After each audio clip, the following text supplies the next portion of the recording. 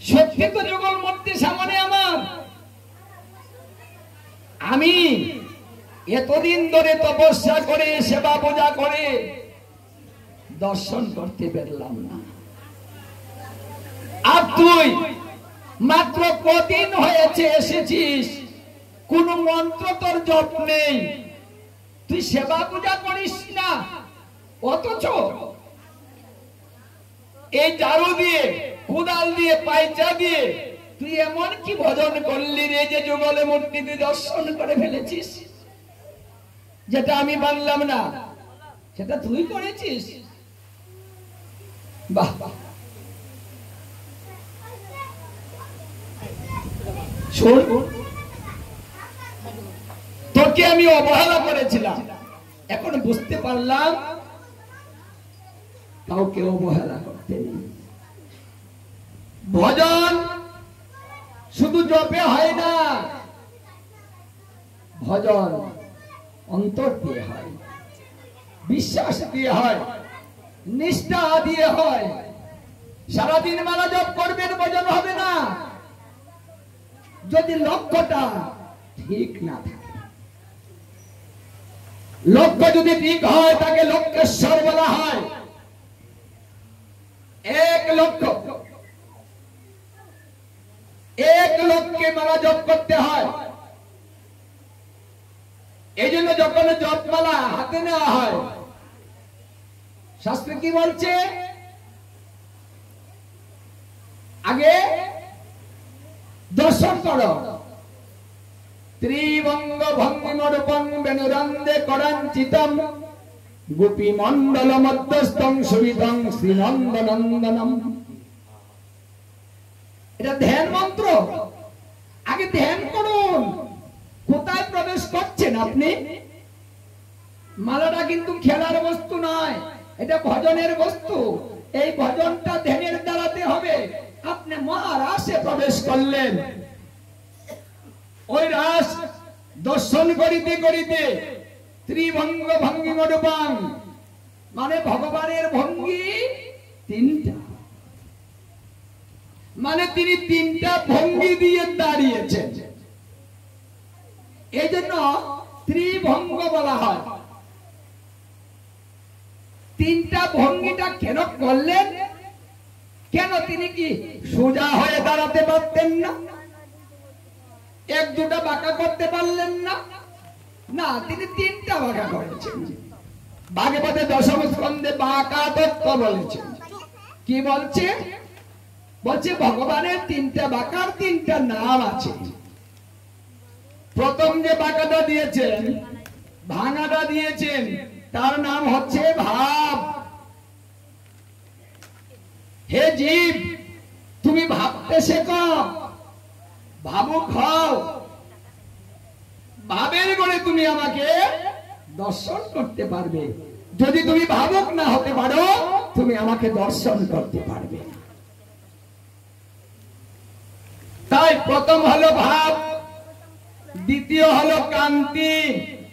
কান্তি হচ্ছে যুগল রূপ দর্শন, মানে ভাবের গড়ে যুগল মূর্তি দর্শন করিলে তাহাকে কান্তি বলা হয়। তারপরে হচ্ছে কি ভাব, কান্তি, বিলাস। বিলাস শব্দের অর্থ হচ্ছে আনন্দ।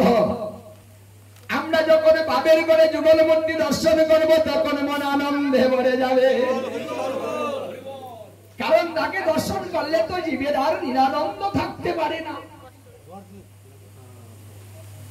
জীবের আনন্দে আর ধরে না। এই যুগল মূর্তি দর্শন করে জীবের আনন্দে আর ধরে না। এই যুগল মূর্তি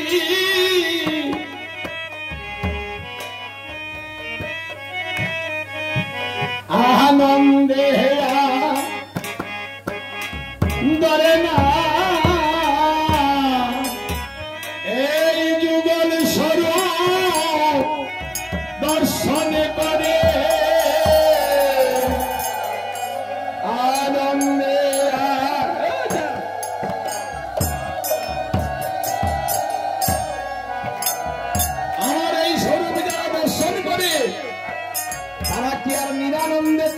পারে তাদের আনন্দে ধরে না রে।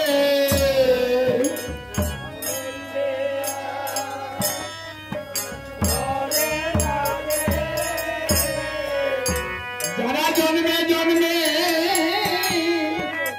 সুকৃতি করে তারা এই স্বরূপ দর্শন করে। জন্মে জন্মে যারা সুকৃতি করে তারা এই স্বরূপ দর্শন করে। তারা কতই ভাগ্য করেছে রে, কতই ভাগ্য। তারা কত ভাগ্য করেছে রে।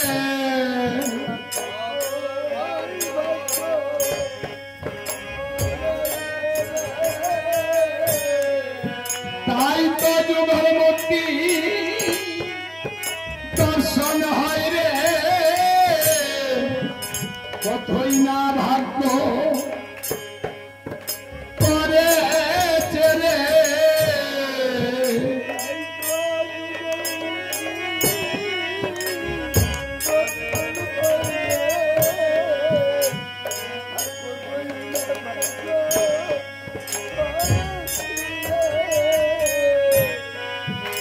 এই ভাগ্য কি সকলের হবে, এই ভাগ্য কি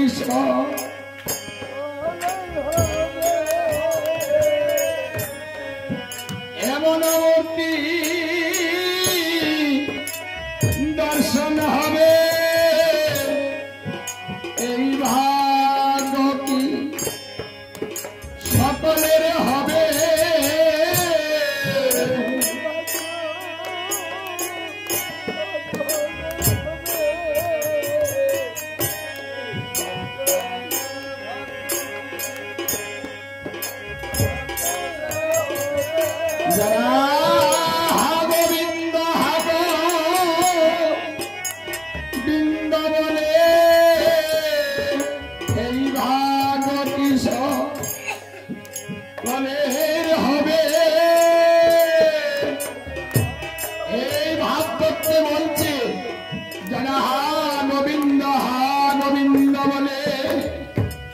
সদা সর্বদা নয়নে জলে ভক্ত প্লাবিত করে, সেই নয়নে জলের মূল্য দিতে আমার ভগবান শ্রীকৃষ্ণ সে আমাদের আদি গোবিন্দ যুগল মূর্তি রূপে এসে ভক্তের কাছে দর্শন দিয়ে ভক্তের সেই মনোইচ্ছা পূর্ণ করেন। যে যা ভাবে সে তাই পায়। ভজনে বা দিবে যাহা সিদ্ধ দেহে পাবে তাহা পক্কা পক্ষ করিয়া বিচার। সাধনে ভাবিবে যাহা সিদ্ধ দেহে পাবে তাহা, মানে ভাবের গড়ে যারা থাকে যে যেভাবে ভাবনা করিবে সেইভাবে সিদ্ধ দেহে সেই বস্তুই সে লাভ করিবে।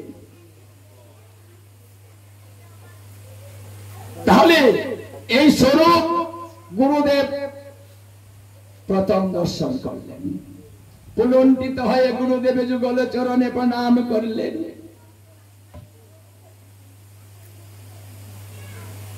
রাধারানী বলছে, শ্যামানন্দ এখন আমি আসি।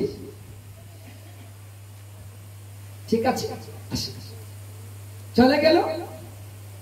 এখন গুরুদেব বলছে যে শ্যামানন্দ বাবারি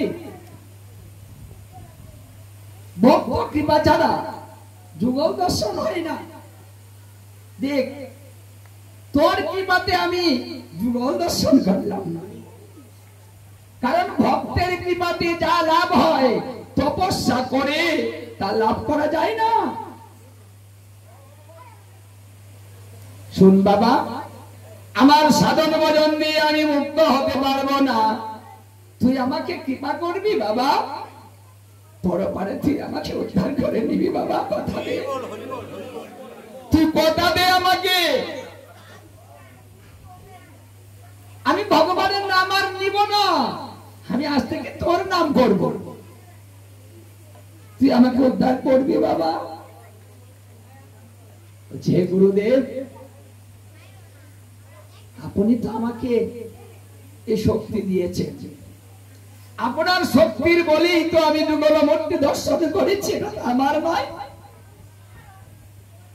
আমার কৃপাতে নয়, এটা আপনার কৃপাতে হয়েছে, আমার ভজনে নয়, আপনার ভজনেই আমার এই দর্শনটা হয়েছে। আচ্ছা গুরুদেব, আমি তো আসি, আমাকে যে গুরুদেব দীক্ষা দিয়েছেন, আমার দীক্ষা গুরুর কাছে সংবাদটা পৌঁছাতে হবে, আমি যাই। বলছে ঠিক আছে বাবা তুই যা, কিন্তু আমি তোর অপেক্ষায় রইলাম, তুই কবে আমার কাছে আবার আসবি, তুই এসে তুই আমাকে দর্শন দিবি, তুই আমাকে উদ্ধার করবি, আমি তোর আশায় পথ ছেড়ে বসে থাকবো বাবা। আজ গুরুদেব গদগদ চিত্তে শিষ্যের ভক্তিতে বশীভূত হয়ে গুরুদেব শিষ্যকে বিদায় দিলেন। সেই স্বরূপানন্দ ব্রহ্মচারীর কাছে তিনি চলে গেলেন, গিয়ে গুরুদেবকে প্রণাম করে সেই আনন্দ চিত্তে বলছেন, হে গুরুদেব, আপনি যা শেখার জন্য আমাকে পাঠিয়েছিলেন, আমার শিক্ষা হয়ে গেছে, মানে যা শিখলে যুগল মূর্তি দর্শন করা যায় আমি তা শিখে ফেলেছি। গুরুদেব বলছে তুই পাগলের মতো কি বলছিস রে, মানে যা শিখলে মানে যুগল মূর্তি দর্শন করা যায় তুই তাই শিখে ফেলেছিস, এ দুদিনে তুই কি শিখেছিস? গুরুদেব আমি ঝাড়ু দেওয়া শিখেছি, কোদাল দিয়ে পরিষ্কার করতে পারি শিখেছি, আর পয়সা দিয়ে ফেলে দিতে পারি তা শিখেছি, আর এই শিখেই আমি যুগল দর্শন করে ফেলেছি। পাগলের মতো কি বকে রে, এই তোর মাথা ঠিক আছে তো? আচ্ছা হ্যাঁ গুরুদেব, আপনার কৃপায় আমি ঠিক আছি। ঠিক নেই, ঠিক নেই, তুই তোর মাথার সমস্যা, এই জন্য তো তোকে আমি শিখাতে পারবো না, বিদায় পাঠিয়ে দিয়েছি। গুরুদেব আমি যুগল দর্শন করেছি, বিশ্বাস করেন, অষ্টসখী সহ দর্শন করেছি, শুধু তা না, রাধারানীর চরণে আমি স্পর্শ করে নূপুর পরিয়ে দিয়েছি। রাধারানীর চরণে নূপুর পরিয়ে দিয়েছিস, শাস্ত্রে কোথাও দেখিনি, এই পর্যন্ত শুনিনি যে রাধারানীর চরণে নূপুর কেউ পরিয়ে দিয়েছে। আর তুই দুদিন ধরে মন্ত্র নিয়েছিস, আর তুই রাধা কৃষ্ণ পেয়ে গিয়েছিস, বাহ, যত সব বাজে কথা। বলছে গুরুদেব আপনি আমার কথা কোনো বিশ্বাস করছেন না? বলছে তোর কথা আমি কি বিশ্বাস করবো রে, হ্যাঁ, রাস্তাঘাটে রাধা কৃষ্ণ পরে তাকে গেলেই পাওয়া যায় না। গুরুদেব তাহলে কি করব, বিশ্বাসটা কিভাবে করাবো আপনাকে আমি? বলছে বিশ্বাসটা আমি করতে পারি, তোর রাধা কৃষ্ণ কি আমাকে দেখাতে পারবি? দেখাতে দেখি, দেখা দেখা। হ্যাঁ গুরুদেব, আমি এখনই ডাক দিলে চলে আসবি। বাপরে, মানে রাধা কৃষ্ণ তুই ডাক দিলে চলে আসে? বলছে হ্যাঁ গুরুদেব, ডাক দিলেই চলে আসে, দেরি করে না। বাহ, ডাক দে তো দেখি দেখি দেখি। হে রাধারানী, আমার দীক্ষা গুরু বিশ্বাস করে না আমি যে আপনাদের পেয়েছি, ওটা গুরুদেব বিশ্বাস করে না। এখন আপনি আসুন, এসে দর্শন দিয়ে বিশ্বাস করিয়ে দেন। বলার সঙ্গে সঙ্গে রাধা কৃষ্ণ কি সামনে আসতে। এখন এই গুরুদেব দেখেন, গুরুদেব এই যে দর্শন করুন। গুরুদেব বলছে কি দর্শন করবো রে? বলছে কেন যুগল মূর্তি দর্শন করুন, অষ্টসখী দর্শন করুন। বলছে কোথায়? বলছে যে আপনার চোখের সামনে। এই আমার চোখের সামনে তো ফাঁকা, কিচ্ছু নাই। বাজে কথা। বলছে হে গুরুদেব আছে। রাধারানী বলছে এই শ্যামানন্দ তুই তো বিপদে ফেলে দিলি রে, তোর এই গুরুদেব ফাঁকা না, কাঁচা। তাকে নিয়ে কোনো দেখুন, গুরুদেব যদি না পাকে তাহলে গুরুদেব শিষ্যকে কৃষ্ণ দর্শন করাতে পারে না। আগে গুরুকে পাকতে হয়। এই জন্য তো গুরুর শক্তি থাকতে হয়, ভজনের শাস্ত্র জ্ঞান থাকতে হয়, পাকা হতে হয়। মন্ত্র দিলে গুরু হয় না। আজ নিজে পরিপক্কতা লাভ করতে হয়, তারপরে শিষ্য করে শিষ্যকে সেই তত্ত্বটা শিক্ষা দিতে হয়। রাধারানী বললেন আগের মতো ছিয়ে দে, ছিয়ে দে। মানে তুই শুলেই তোর গুরুদেব পাকবে। যা স্পর্শ কর, তাকিয়ে দে। ঠিক আছে, গুরুদেবকে স্পর্শ করে দিলেন। হে গুরুদেব এবার দর্শন করুন তো দেখি যুগল মূর্তি। দেখে ঠিকই তো সামনে যুগল মূর্তি অষ্টসখী পরিবেষ্টিত হয়ে দাঁড়িয়ে আছে। বাহ, ঠিক ঠিক কথা তো। এই দুদিনে তুই এত কিছু শিখে ফেলেছিস, রাধা কৃষ্ণ পেয়ে গিয়েছিস। কত বছর ধরে তপস্যা করি, প্রতিদিন নাম জপ করি, সংসার ত্যাগ করেছি, ব্রহ্মচর্য পালন করছি, সংসার করিনি। মানে যাকে ভালোবেসে আমি নিজে সংসার করিনি, ঝামেলায় জড়াইনি, প্রতিদিন সেবা পূজা করি, কিন্তু কোনোদিন তো আমি দর্শন করতে পারিনি।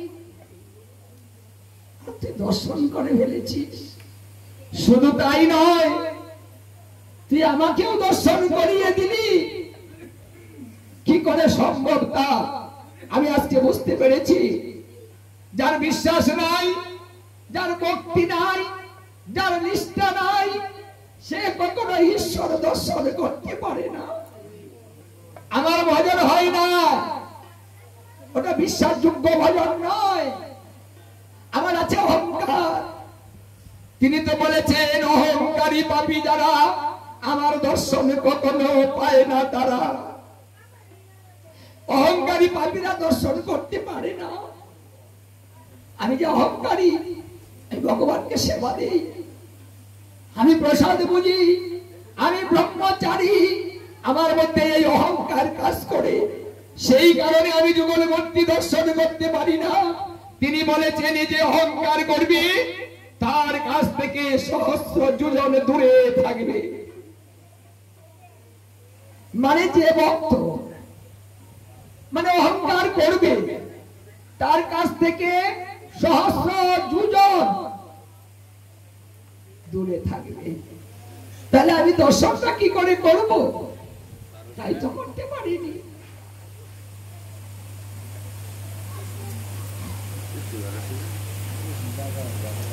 কারণ আমাদের ভালোবাসা ভালো না। আমরা সেবা দেই কিন্তু ভালোবেসে নয়, পূজা করি নিষ্ঠাতে না, কথা বলি বিশ্বাসে না, আমাদের কিছু হয় না। যুগলে চরণে লুটিয়ে পড়ে বলছে সেবানন্দ, আমি তোর মতো শিষ্য করেছিলাম বিদায় আজকে আমি যুগল মূর্তি দর্শন করলাম।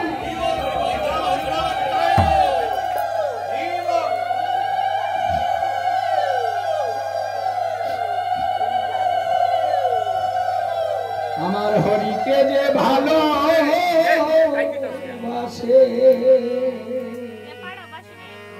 তার মতো আর বান্ধব না। আমার হরিকে যে ভালোবাসে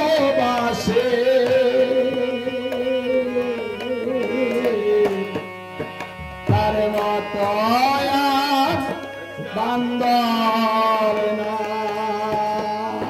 হরিকে যে ভালোবাসে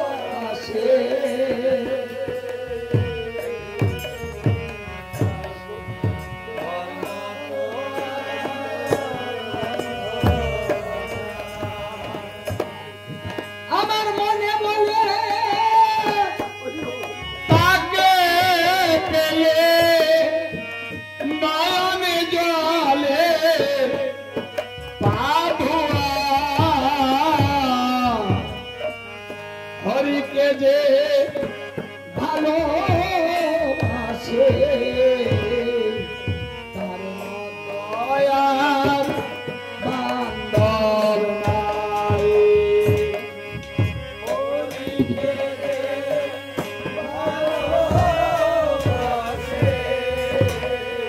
হরে কৃষ্ণ, হরে কৃষ্ণ।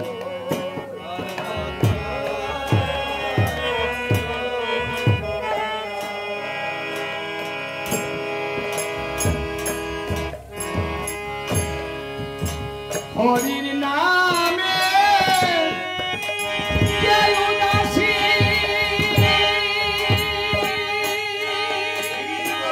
হরে কৃষ্ণ। আমার মনে বলে ওই তার দাসী।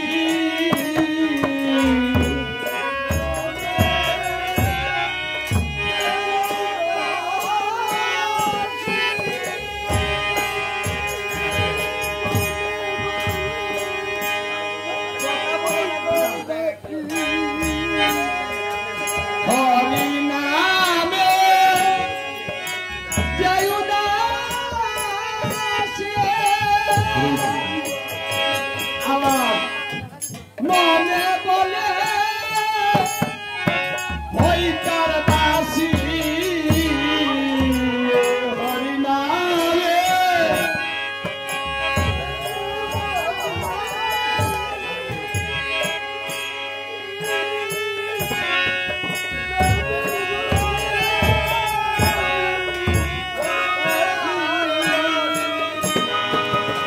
আমি আবার যদি তবে আসি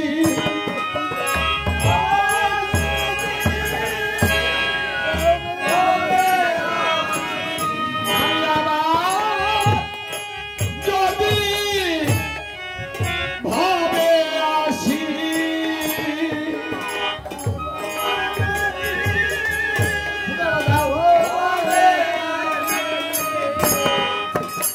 কৃষ্ণ ভক্তে সঙ্গ পাই। হরিকে যে ভালোবাসে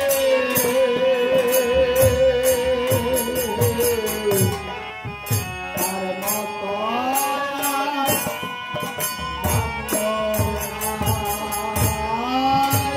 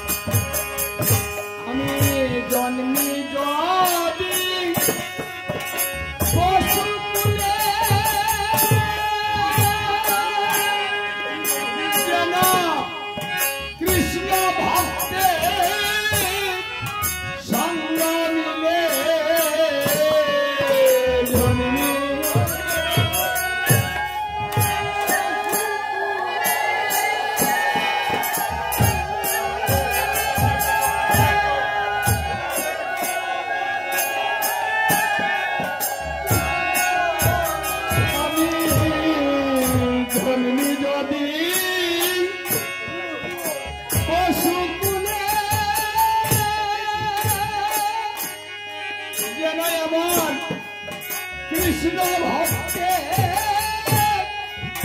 সঙ্গ মিলে